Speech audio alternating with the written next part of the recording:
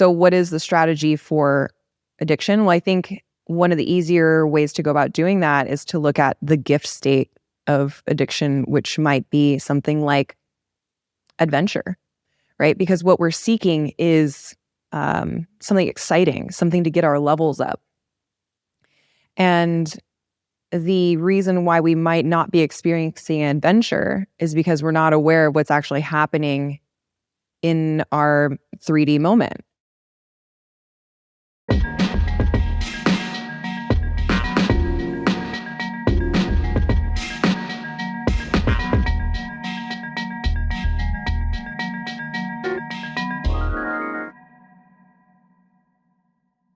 So today I am very excited to be talking to Jessica Depatie.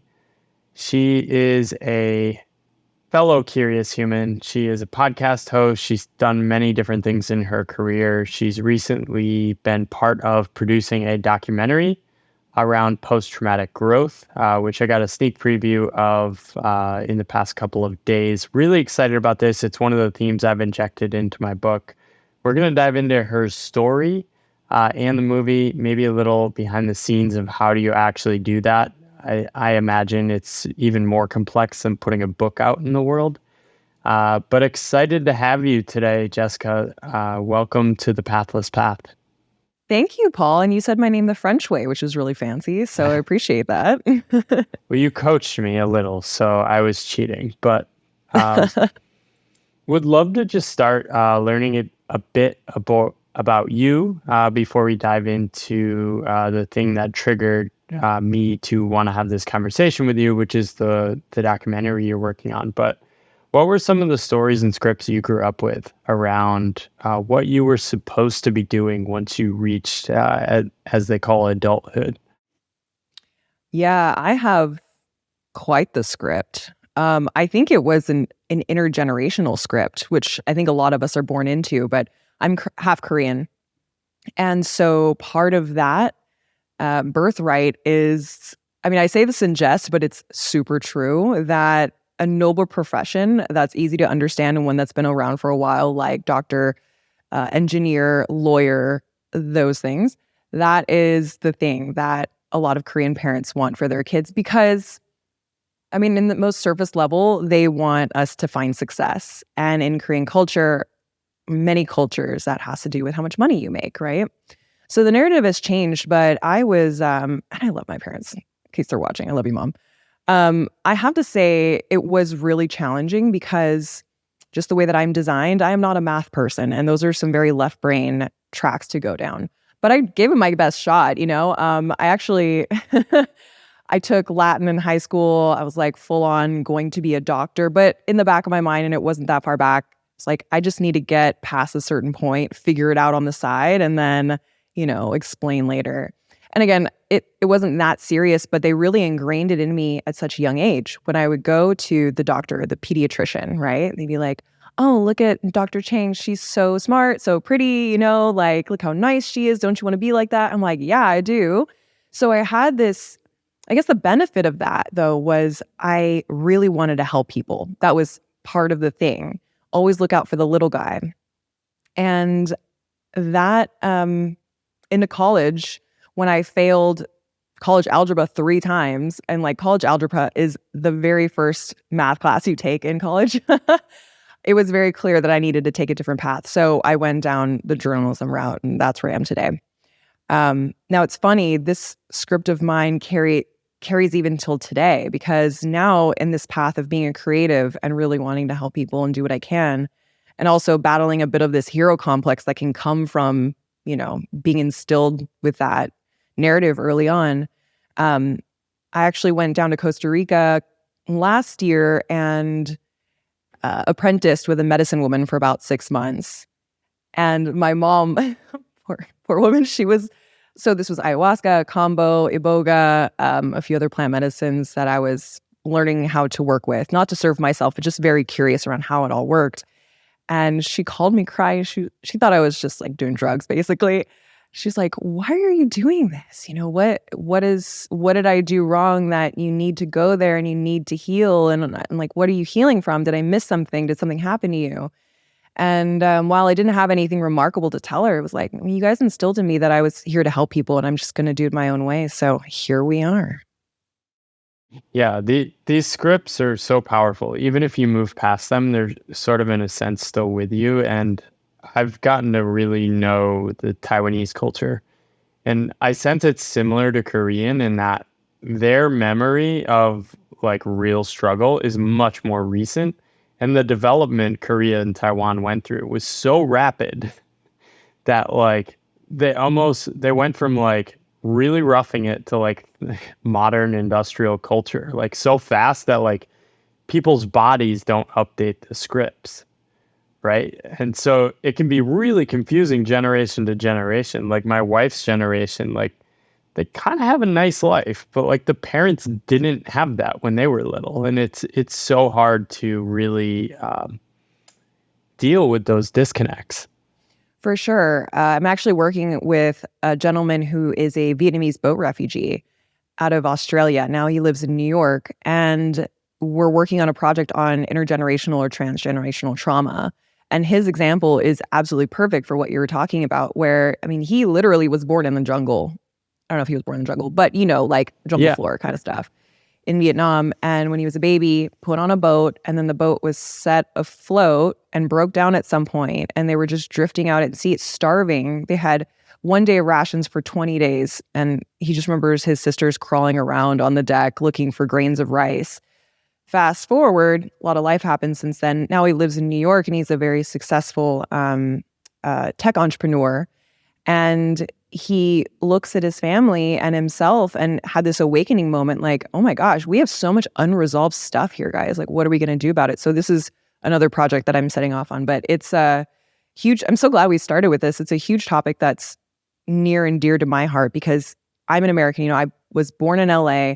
I grew up in a very like culturally diverse area, but I still feel very Korean, and I wonder why. I don't speak Korean, my Korean family isn't around so much, but I have this tie to some unresolved cultural magic, more or less, but that can bubble up to the surface in some less than ideal ways.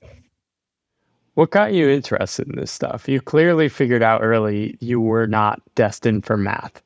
Uh, what what shifted your curiosity in a new direction? Okay, I'm just going to tell a quick story about the math thing. It started earlier than that.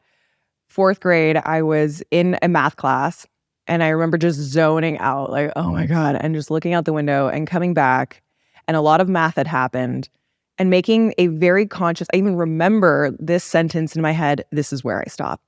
Like, this is where I am done learning math. And I swear to you, I don't think I learned anything past that point. So I think maybe it's like losing your eyesight or your hearing, your other senses really come online. So I just became creative because I felt like I didn't have any other option. It's like I'm not the math person. I must now become creative. Definitely. I It's funny. I sort of had the opposite happen to me because I was so good at math. It was super Oh, must be easy for me. nice. Rub it in.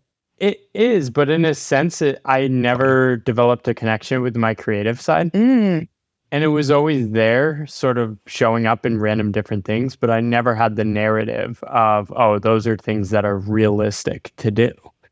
I see. Yeah, I mean that is challenging. They have whole books on that. I was just picking up The Artist's Way just now and putting it away. Yeah, it's a whole thing.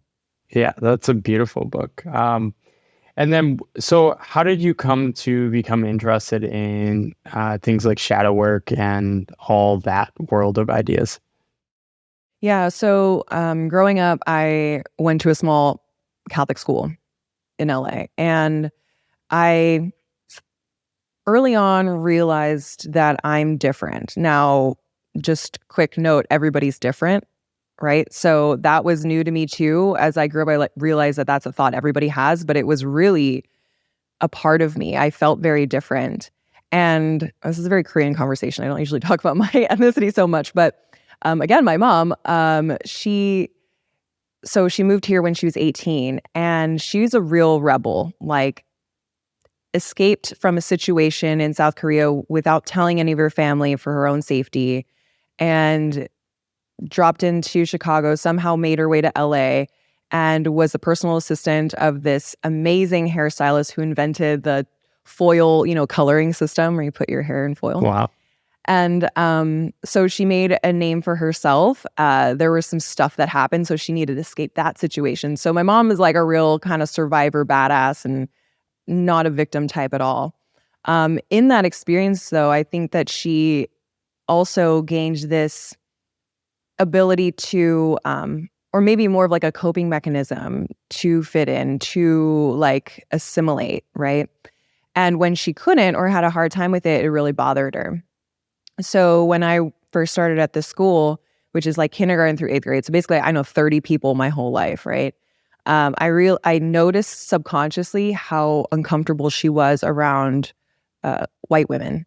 She would be different around her Korean friends, but when she was around white women, she'd be a little bit like, awkward and standing up in weird ways and speaking weirder. Like her English would get worse for some reason, very self-conscious. And I noticed this, and in my little kid brain, I was like, should I also be like weirded out by these people? So with that kind of like crystallized in me, and again, in a very non-remarkable story, but was really important to me for whatever reason, it followed me for a while. I felt like I was just very different, even though I didn't look that different. And I spoke the language. But in this period of feeling awkward, I became a listener. Like I barely spoke. Most of that was because I didn't think I had anything interesting to say.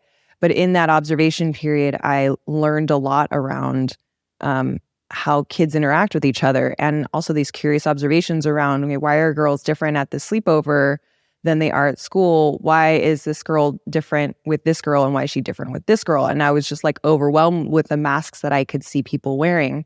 Also very aware that the mask that I was wearing was one of complete disassociation and not really being present. It was just a kind of like a top-down observer of everything that was happening, which was confusing for me. I didn't have any names for it. It was not a strength at the time. It felt like a real issue.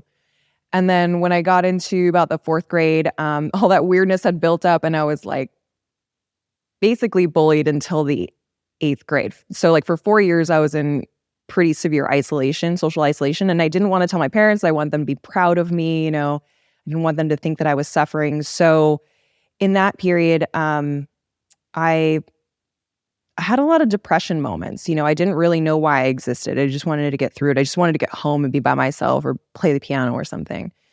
When I went to high school, then I realized, or I made this decision that I was going to change everything. I'm going to be a charming, gregarious, funny, extroverted person, the kind of person that I think I am, but I just never really gave myself the chance to be that. But one of the ways I was able to do that was with drinking. So I was like drinking all through high school in order to be that person. I learned a lot through that, and that followed me through college, that habit also. It allowed myself, I'll give myself the credit to say it allowed myself to be self-expressed, but I also made a lot of stupid decisions. So as I'm exiting college and I'm like looking at my life and some of these experiences that I had put myself in, I knew that I had to change everything. And so I went into this process of understanding why I am the way that I am.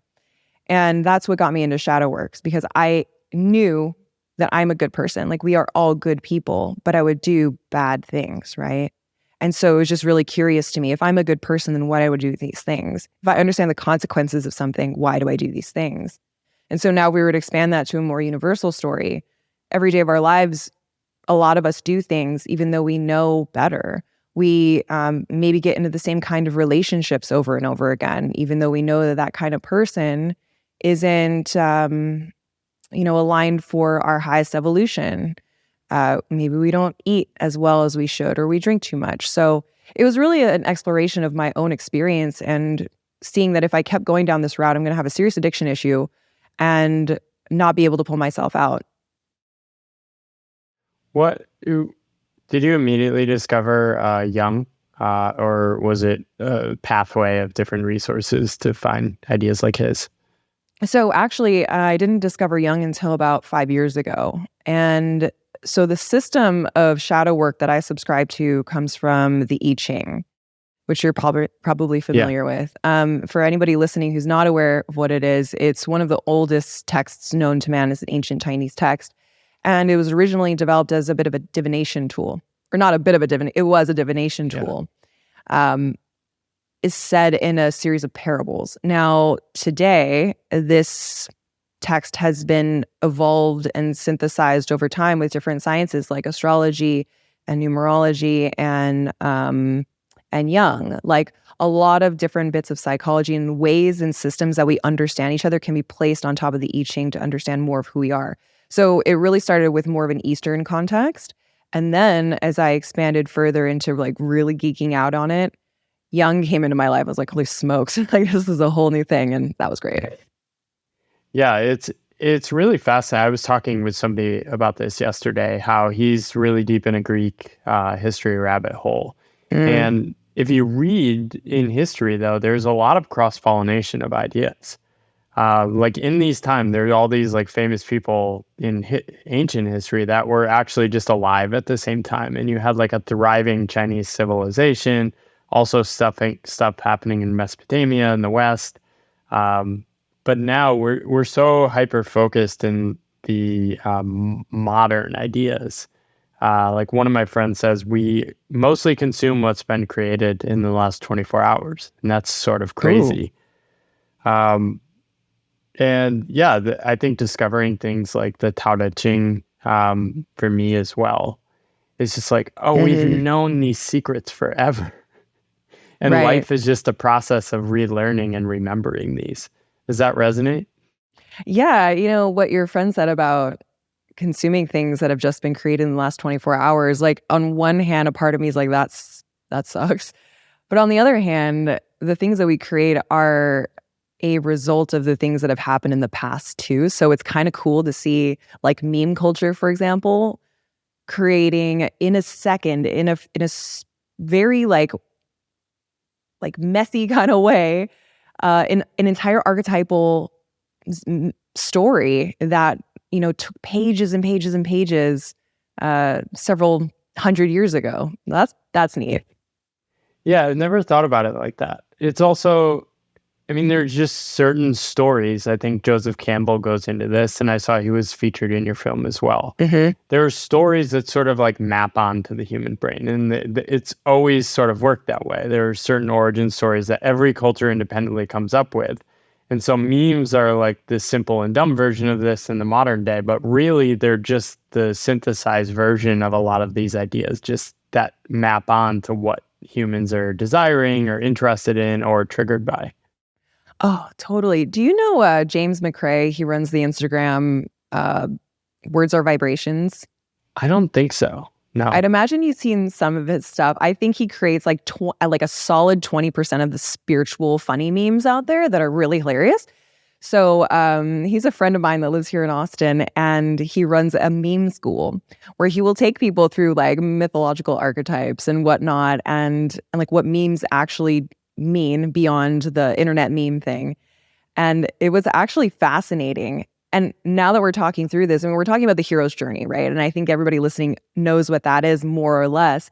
It would be interesting if we could map out like all of the memes that are like hot right now and just plot them on this hero's journey to see where people in society today are really resonating. Like, are we in the underworld, or are we on that call to adventure? Now that I'm talking through this, I feel like we're at this call to adventure kind of like tipping point. We're on the ledge and everybody's like like just dancing around there and like, I don't know, sort of making fun of the teeteriness of life. But it could be interesting if we just drop in. It seems sometimes we're constantly stuck in the denial of the Yes. call, right? It's denial is the new sexy. Yeah, that's fascinating. Yeah, I have his page up. This looks super interesting. This is definitely going to be a rabbit hole. I'll link this up in the show notes as well. So maybe talk about how some of that stuff helped you. Like, how did understanding the shadow and hero's journey and these things sort of help you make sense of your own life? I mean, they've been huge for me as well. Yeah. So we started this off by talking about, I was talking about how I felt weird as a kid. And I think that that is a common feeling that a lot of people will have is I'm alone in this. And as much as we know that other people are going through things, it feels like my thing is unique and etc. When you can use systems like mythology or the hero's journey, you can see like literally where you're at in the process. A good friend of mine who is the writer of the documentary, Rick Alexander, has on his in his office this big picture, and it's like a graph of basically the hero's journey, and he can look up at it all the time and say like, I am there, you are here. It's just a reminder that same with the I Ching, same with the Tao Te Ching, these things have existed through time because they are our human experience. Whether we're, typing away on computers and our lives are looking practically unrecognizable to the ancient Chinese is fascinatingly irrelevant. Because if we look at the things that they were struggling with, and sure, they're talking in terms of crops and coins and whatever, oxen, but if we can look at those and find solace in our experience and see that people thousands of years ago are going through the same thing we are, just in different contexts, for me, that was very comforting. And it also felt really creative too, because then I can see, instead of studying people who are successful, because that's what I was doing for a lot of my life or my early life, I was like, I want to be a business bitch, I want to this and that. And then I'd read these biographies and I'm like, I don't know. Like they They're have a lot of money, miserable. but they don't seem happy. Yeah. And at the times when I've made the most money, at that time I was like, well, that wasn't that fun. So there's clearly something missing here. Um, so yeah, it was this process of just then studying wisdom, right? What does it mean to study someone who is wise? What does their life look like? And there are little subtleties and micro movements that those people make in their lives. And most of that is awareness, period. Awareness of those things that they were doing.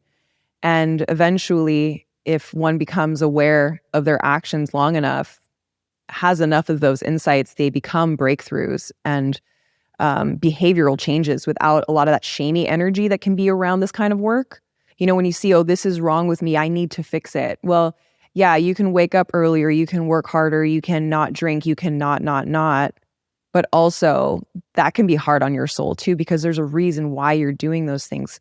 So the act of awareness, the act of cultivating pauses in your day before you pick up that drink, before you binge that next show is maybe all you need. And that's not like a hot, there isn't like a 5-step process to shadow work, but I would say if there was one process, it's that. And eventually enough of those micro movements become epiphanies and it changes something in your DNA. It changes something in your aura where that is just not an issue anymore and you've resolved something. Yeah, and the challenge for this is oftentimes the behaviors are serving us, right? I think I've seen some people challenge the word addiction because in some ways the addiction is benefiting you in some way.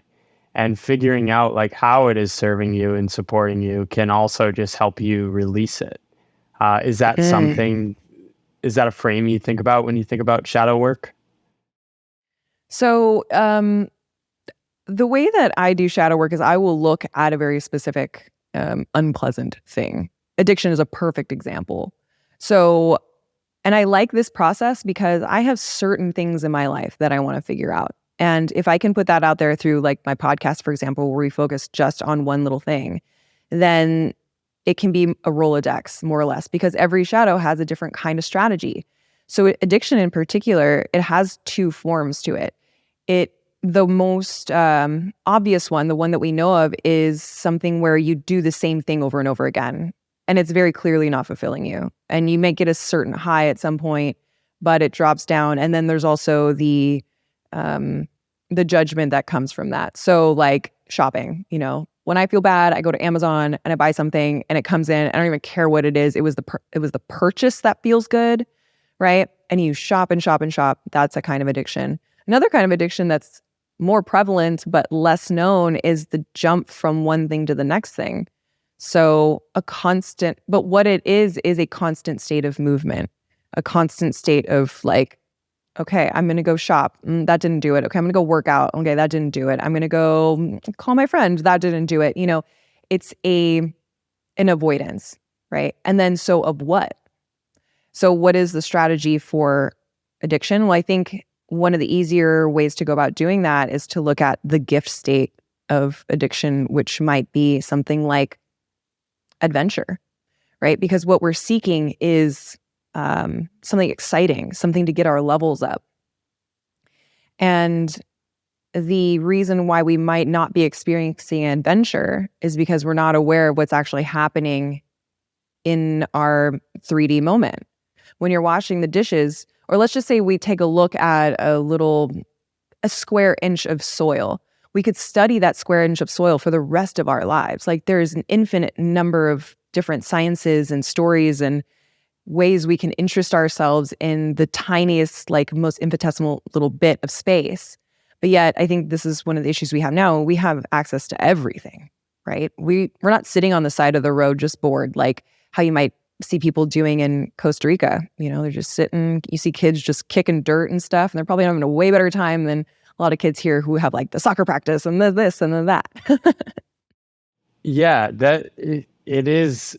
This is one of the hardest things I've had to deal with since returning to the US is that I've discovered in myself an ability to exist in a state of non-doing. And cultures that also still have some sort of tie to this state. And in the US, that is seen as a bad thing.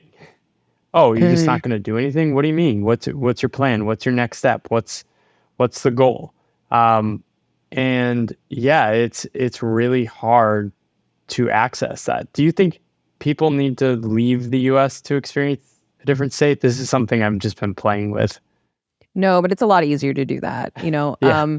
Once you step out into a different country, even if it's Canada, we're talking about, you're in the US, right?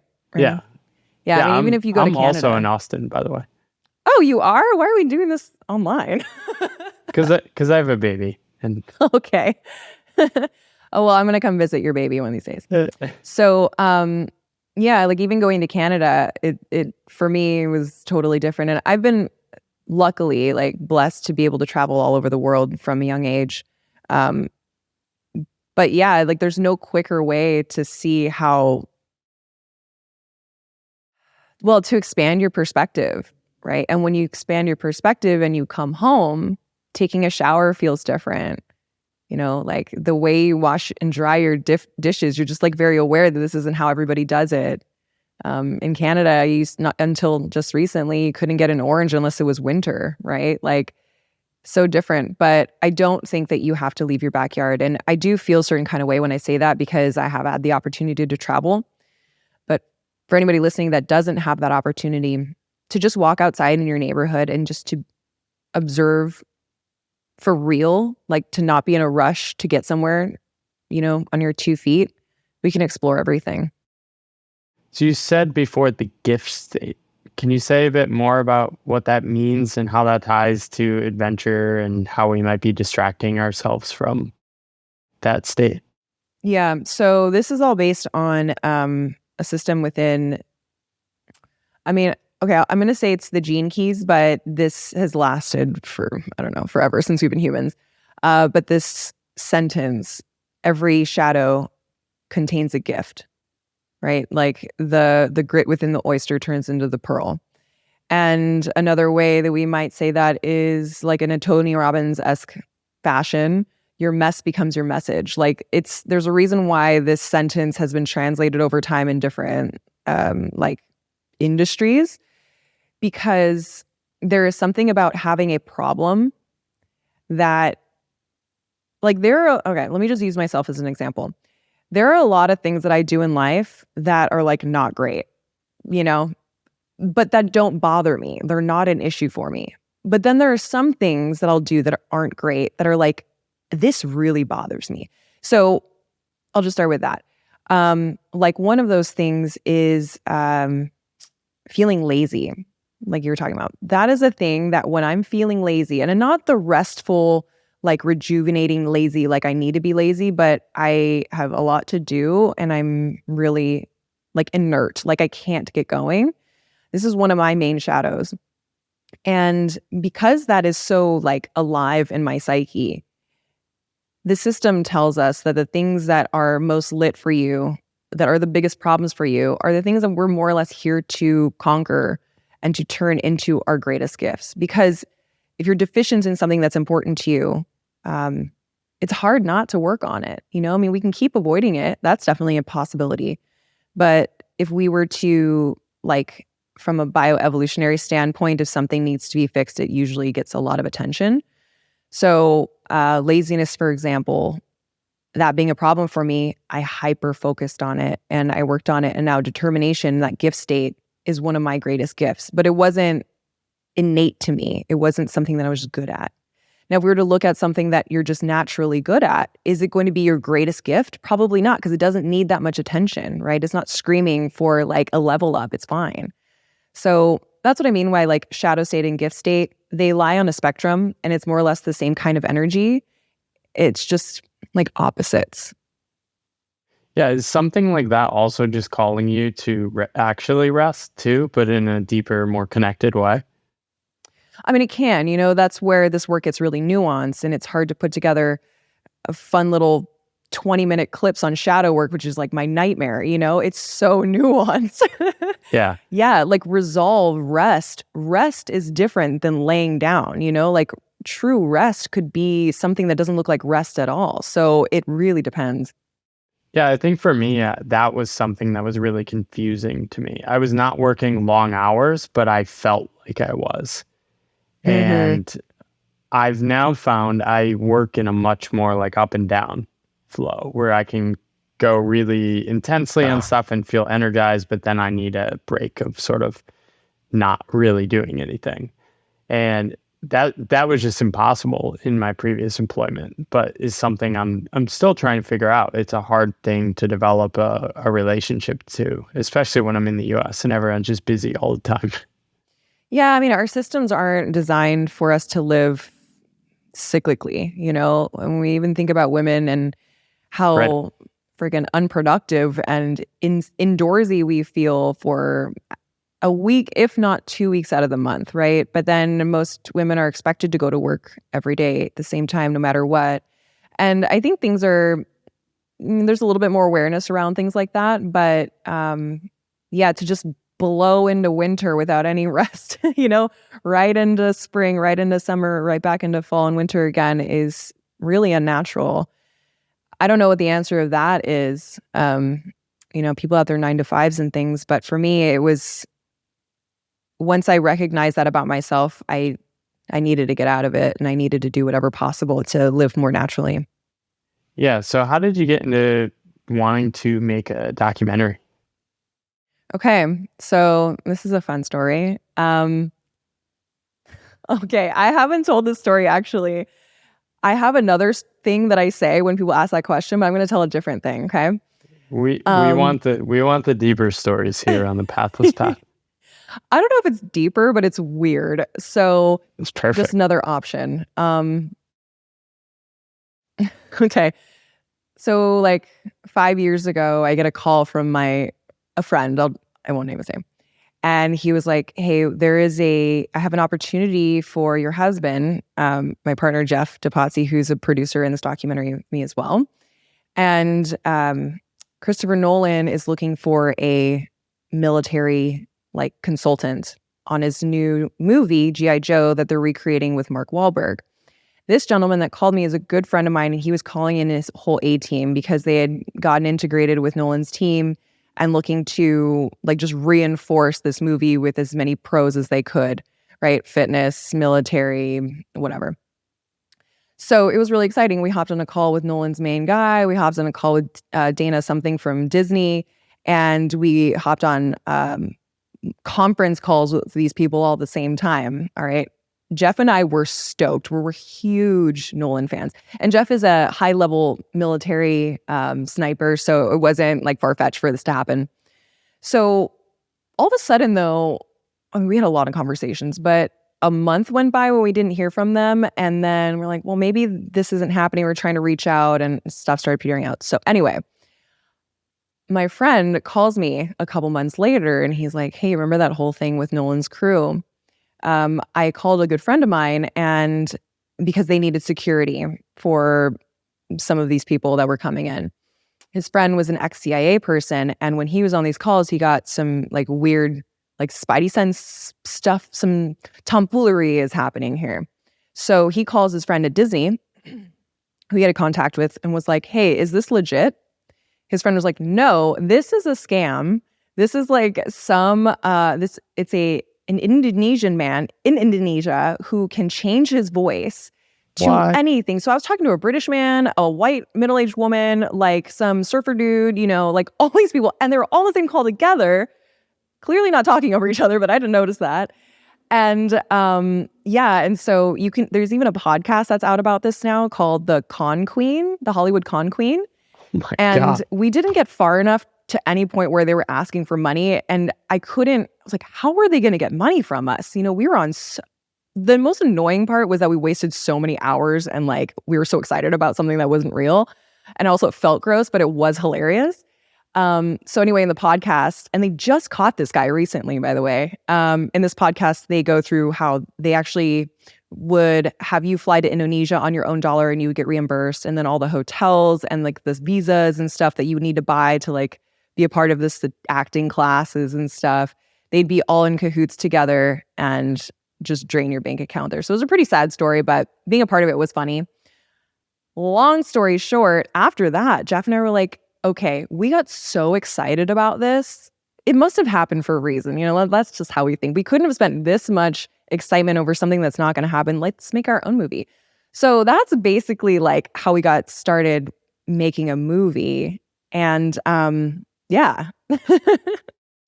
That's so cool. I love that. Hidden signals from the universe. I'm glad that you didn't get conned too and go to Indonesia. I like to think that I'm eh, smarter than that wouldn't have happened. But I mean, who knows? Who yeah. knows? When you're excited about something. So was the original idea post-traumatic growth? I know it's called Dark Night of the Soul, which is a phrase you see a lot in this kind of work as well. So the title is Dark Night of Our Soul. And we wanted to really highlight "our" there instead of "the" because even though this is an individual journey, and I'll answer the second part of your question in a moment. Even though this is an individual journey that we're all going on in reclaiming parts of ourselves that have been fragmented through childhood or in relationship and just challenges, maybe deaths or accidents or sicknesses. As we do this work, the documentary also explores, is there a moral responsibility to do this? Or is it an amoral option for everyone? And that question was important to us because it seems like a lot of the issues that we have today, systemic racism, environmental issues, political BS, just trouble in families, like all the problems, right? It's a long list. They could all be solved if we became more whole. Because when we look at the decision makers and the people, leaders, whether that's parents or educators or policymakers, they're just humans like the rest of us, right? And to make decisions that are going to be so far-sighted that they can create short-term success and also success for people multiple generations from now requires a certain kind of wisdom that I don't think we have access to unless we're seeing through the clearest lenses we possibly can. So how we came to post-traumatic growth and how we cared about this at all was Jeff was in the military, right? And once he got out, and he was in there for 15 years, and he was deployed all over the place, and he's probably one of the best snipers in the world. Excuse me. When he got out, it's very typical of a first responder, of a veteran, to a few years in start to see signs of PTSD. Like it doesn't happen right away. And his version was or is traumatic brain injury from multiple blast injuries. And like he fell out of a helicopter and hit a car on the way down. So dude has some injuries, right? And it was really hard. It was really, really hard. In addition to that, on his way out, they're like, hey, Jeff, congratulations. You get the full PTSD package. He still needed to do the doctor thing and go through all that ridiculous paperwork, but because it's just assumed that given how much time you've spent in the service, everything that you've seen and gone through and your injuries, you're 100% effed up. And that's what they would say to all of these people, right? Post-traumatic stress is something that you're going to have, period. Here's some resources. Good luck. See you later. We just couldn't, if that was an inevitability, and for us, it was like, okay, this is actually happening. There has got to be a silver lining, because in the way that we understand life, everything happens for a reason. I have to believe that. I have to believe that, because if I didn't, I'd be weird. Like I'd be not in such a good place, because stuff happens, you know? And so maybe it's well, anyway, I won't go down that route. But so we started looking into what is the silver lining of trauma. And that's how we came across post-traumatic growth. One of the interesting things, very curious, that PTSD and post-traumatic growth were both named around the same time. You know, early 70s to late 80s, sometime around then, they were both more or less discovered in the scientific or the psychological realm. For reasons why you might imagine, one took off and one didn't. So we felt that as part of Jeff's continued service now in the civilian world, and with my innate interest in the dark side of the human experience and why that exists, it just made sense to focus in on this one phrase to bring awareness to something that has been forgotten at a time where it seems like we might need it the most. Yeah, I love that background too. This is actually something I've gone pretty deep into. If you look into psychology around the 60s and 70s, there was a split in terms of how do we make people better versus how do we fix people, right? And then the whole profession pretty much picked the second path. One interesting thing with this is Maslow was studying the hierarchy of needs, but that was his early work. He pretty much abandoned that in his career and then tried to basically reclaim this like positive psychology. And so he would say that like everything is a mix of B needs and D needs. So D needs are deficit needs, and then B needs are being needs. And that actually, like, psychology should basically be focusing on the being needs because those can actually help resolve some of the deficits. But yeah, it seems like there is an awakening happening to this. And it was something confusing I went to. So I quote professors Richard Tedeschi and Lawrence Calhoun in my book. They say people that face crises often experience post-traumatic growth, and that manifests as an appreciation for life in general, more meaningful interpersonal relationships, an increased sense of personal strength, changed priorities, and a richer existential and spiritual life. And this is definitely something I experienced. It didn't happen right away. It was like very slow and emergent. But there's really no like stories we have in our modern world of how people work and like our ideas of thriving and ourselves that really bring this alive. And it's kind of like what Maslow was saying is like we both have we probably have a mix of post-traumatic stress and growth happening at the same time, which can be really confusing. So long riff there, but I don't know if that resonates with some of your own reflections as well. It absolutely does. We interviewed this fantastic woman, Dr. Yoko Nomura, who's an epigeneticist out of New York, and she was sharing some of her. I mean, we moved away from genetics for a moment, and she was talking about her Japanese culture, and she was saying that the way that we heal in the West is by trying to, like, imagine there's a black, like, or a white circle, right? And that is health. And then there's a black spot in there, and that is like disease or something like that. And the Western modality is to remove the black, right? Is to focus, it's to negate those things. In the Japanese culture, they add more white, and eventually the black is pushed out. So it's interesting, like the last thing that you talked about, what I just spoke about, it's two different types of things.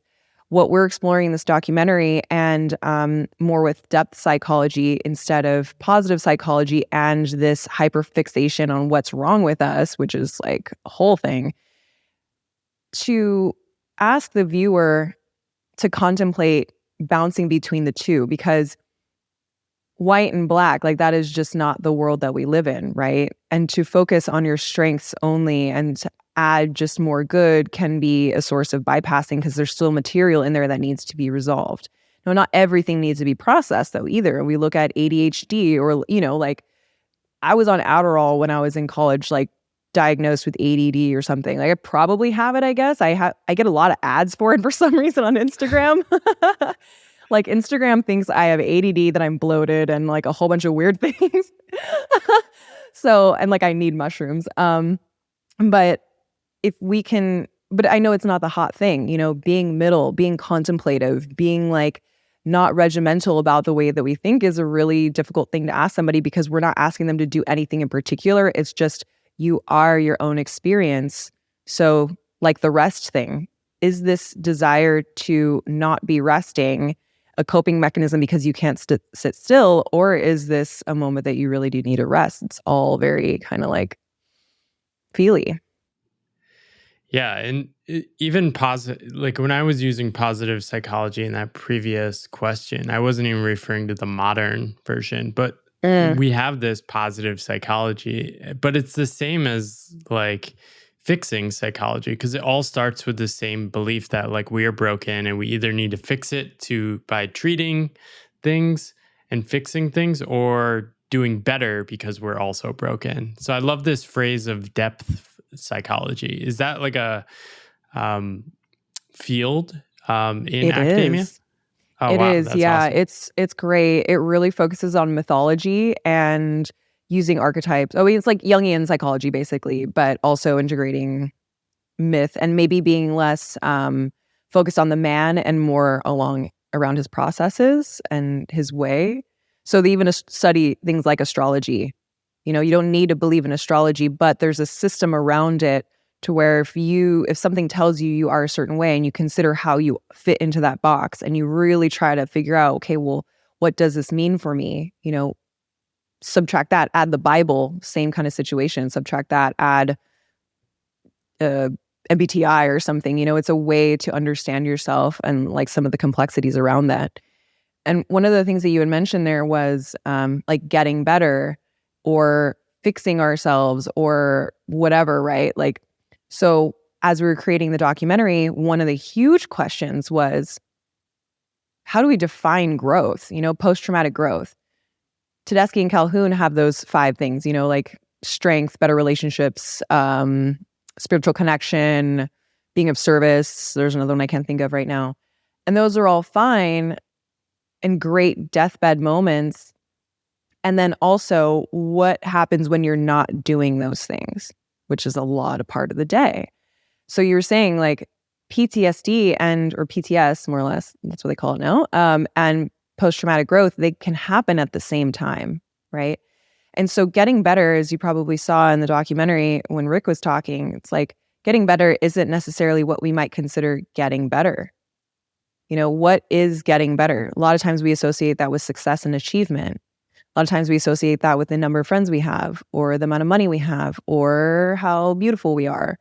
But if we can look at the real meaning of growth, it is this expansion of consciousness. And for people that are on a quest to expand their consciousness, the seekers, probably everybody listening, we might not use that word, but, love to expand your perspective. Often it hurts a lot more than what happened before you started that journey. Like you become really sensitive to things and you see too much. And you recognize things about your loved ones that you don't want to see, and it also comes with extra compassion, but it's also a dance, between all of those acknowledgments and how we embrace them. And if we want to do anything about them even. So it can get more complicated, honestly. Yeah, I'm forgetting the author now, but I read this book of the Journey of Soul initiation. Oh, yeah. Mm-hmm. I forget the author. I'll figure it out later. I'm just gonna Google it. I have access to the internet. I haven't read that, but you are like the 5th person that's brought that up in a very short amount of time. So I'm going to have to check that out. Bill Plotkin. And he has this idea of the cocoon stage. And the cocoon stage is when you have to, this is basically like going to the outer world, right? In the hero's journey.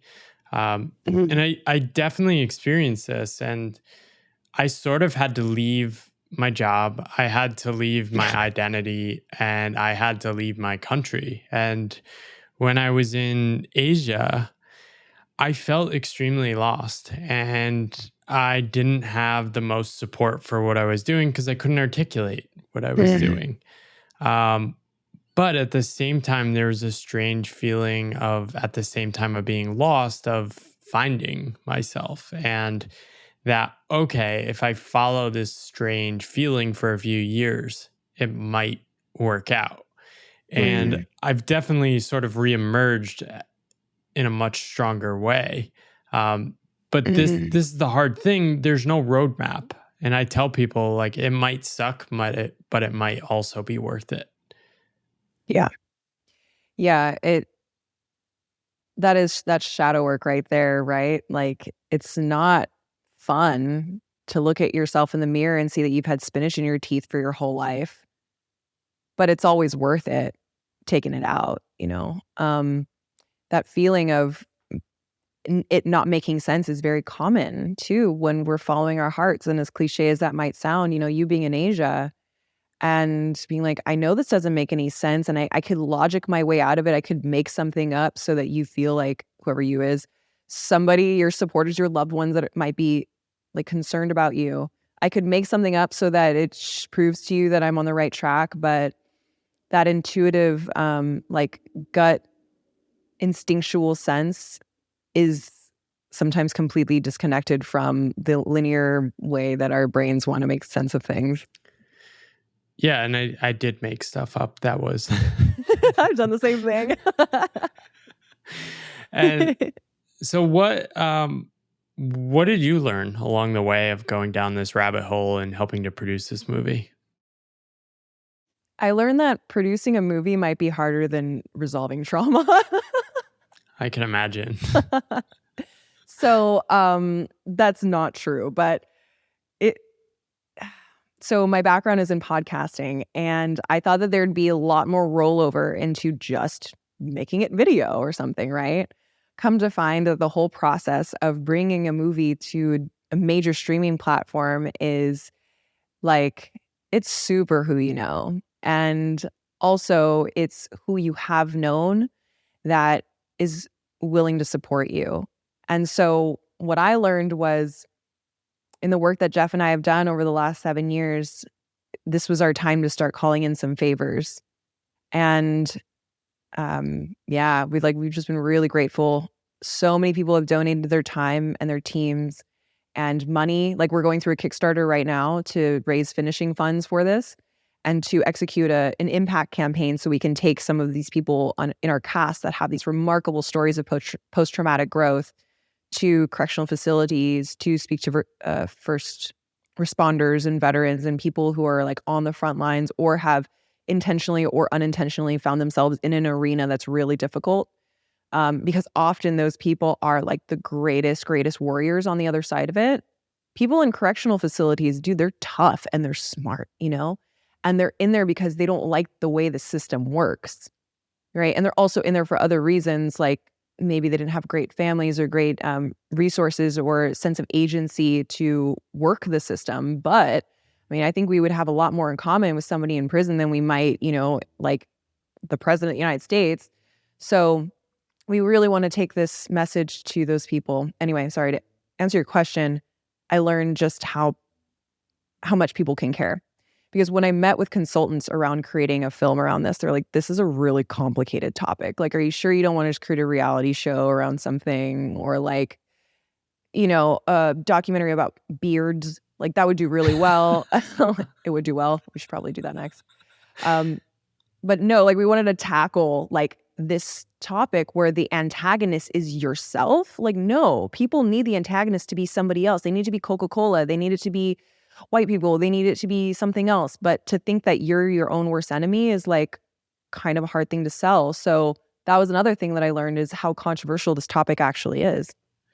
That's it. I would never think it would be that controversial, but I guess it's also just the industry you're dealing with. It kind of reminds me, a traditional publisher tried to buy my book recently, and it's like they just have a playbook. They have one playbook of one type of thing they're trying to sell, and it's like, this is the program. And it's just like not interesting to me.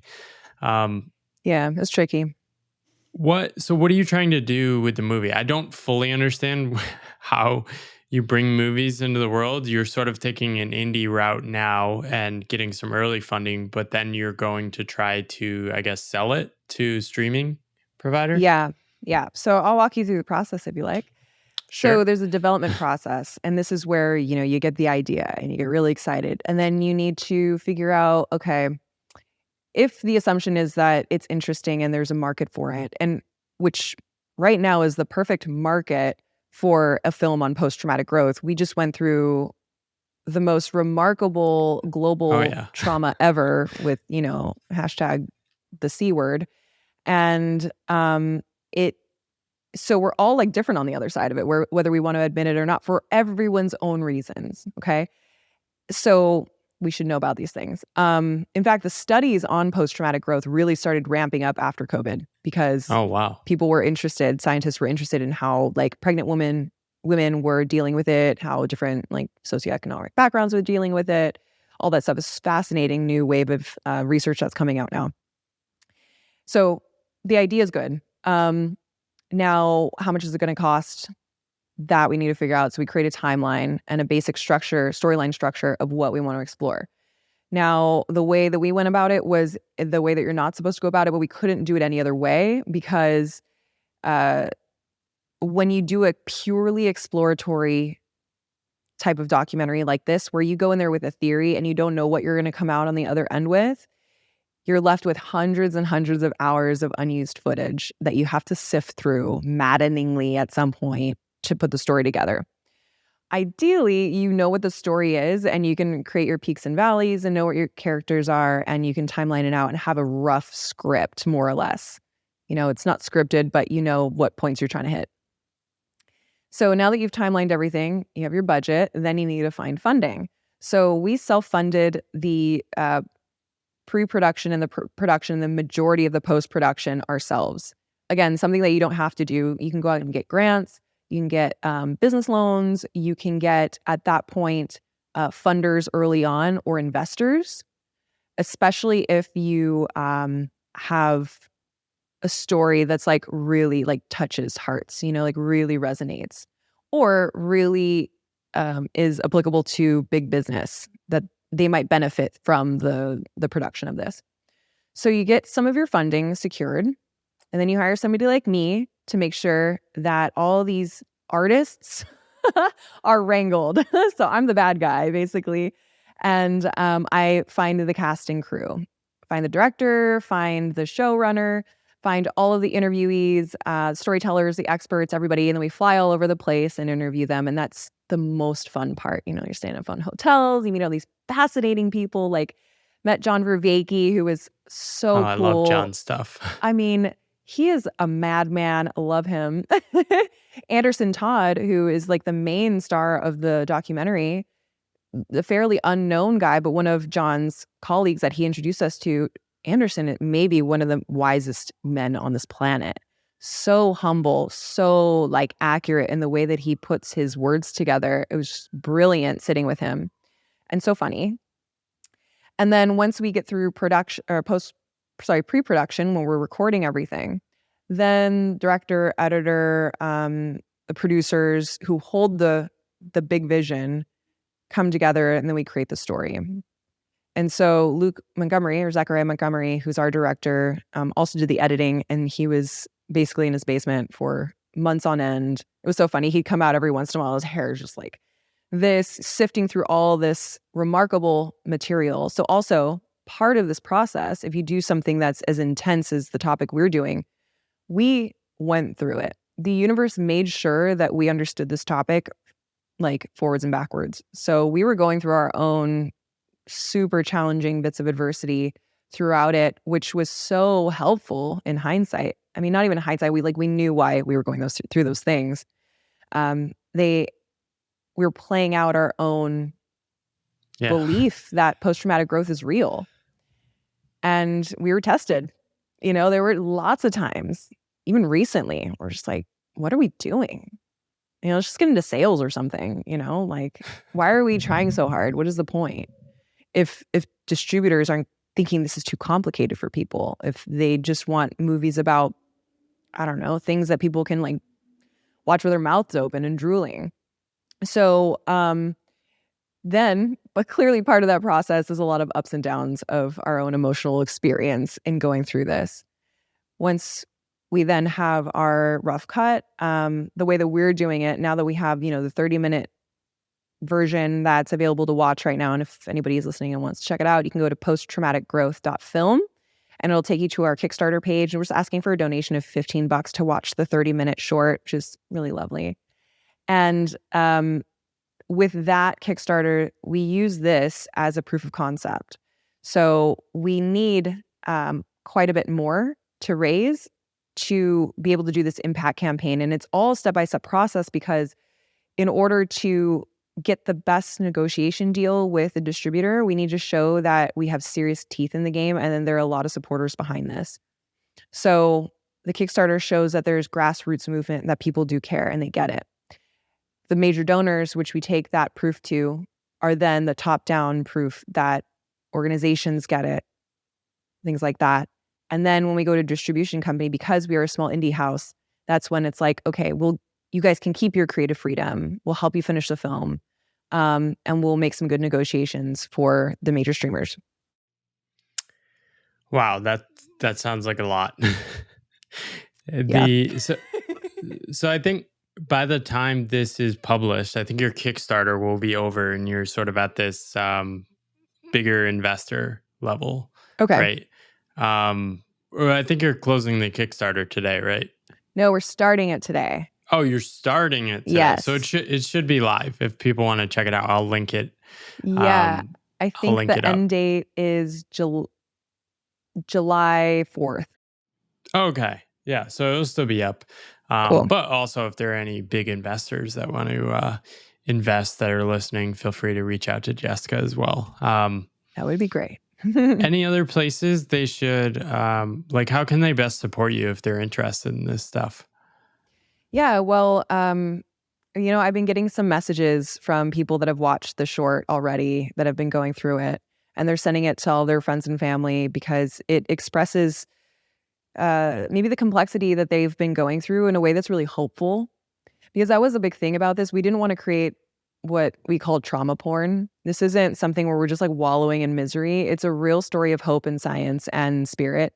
And so if there's anybody in your life and you're watching this, that you feel could be pulled out of their dark night, or somebody that recently has already gone through and is looking for a way to like orient themselves to what they just went through and what just happened and why they are experiencing growth, definitely send them that link. It's a $15 donation, and it'll go a long way. And I can say that confidently, but I also say it humbly because of the feedback that we've gotten so far, just with this short. That's beautiful. I love that you're creating this. I think it's a topic that resonates deeply with me. It's hard to talk about our challenging times in today's world unless there's like an upside. And I think the post-traumatic growth topic is important and needs to be shared by more people. So appreciate the work you're doing. Anything else you want to leave with my audience? I also have a podcast. It's called Shadow Work Library, and that's been going on since 2019. So you can check that out where you listen to podcasts. I just started a YouTube channel, so it's brand new. So if you guys want to check that out too, that'd be great. And let's see if there's anything else. I would say just last words. Just like the whole point of all of this is just to be more okay with who we are. I think like that is the whole point of it. So if you can go into this process knowing that you're a divine being, you just have some memory problems, and I think that that's the right energy to have. You're a divine being, you just have some memory problems. I love that. Well, thank you so much for sharing your story and the work you're doing, Jessica. Thank you for coming on the show. Thank you for having me. Hey there, thanks for watching that episode of the Pathless Path podcast in video form on YouTube. If you want to see more episodes, you can find links to further episodes up here, or you can subscribe over here. Thank you for your support, and I wish you luck on your own pathless path.